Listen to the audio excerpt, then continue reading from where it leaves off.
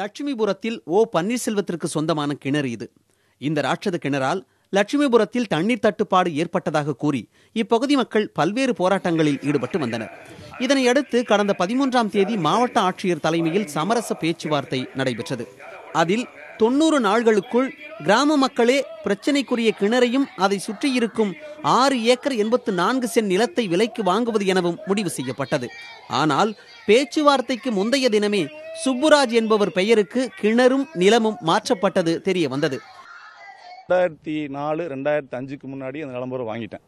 சரிங்களா, வாங்கின பின்னாடி அதுக்கு பின்னாடி என்ன பண்ணுறாங்கன்னா, அவருக்கு நான் கிரயம் கொடுக்குறேன். நான் எனக்கு வேணாம், நான் கான்ட்ராக்ட் அதுன்னு போகிறதுனால இந்த நிலம் எனக்கு வேணான்னு கொடுக்குறேன். அந்த நிலத்தை அவர் கிரயம் பண்ணி கொடுத்துட்றேன்.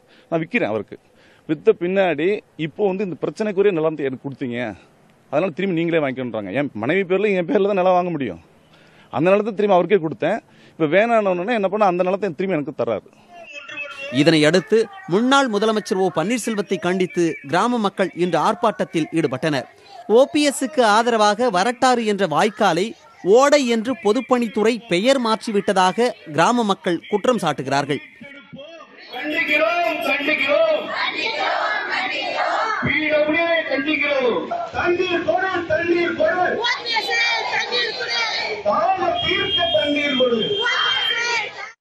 கிணற்றை ஒப்படைப்பதாக கூறி வேறு ஒருவருக்கு விற்றுவிட்டதை கண்டித்து தங்கள் போராட்டம் தொடரும் என்று கிராம மக்கள் தெரிவித்துள்ளனர். புதிய தலைமுறைக்காக பெரிய குளத்தில் இருந்து அருளானந்தம் மற்றும் தேனியில் இருந்து பாலாஜி.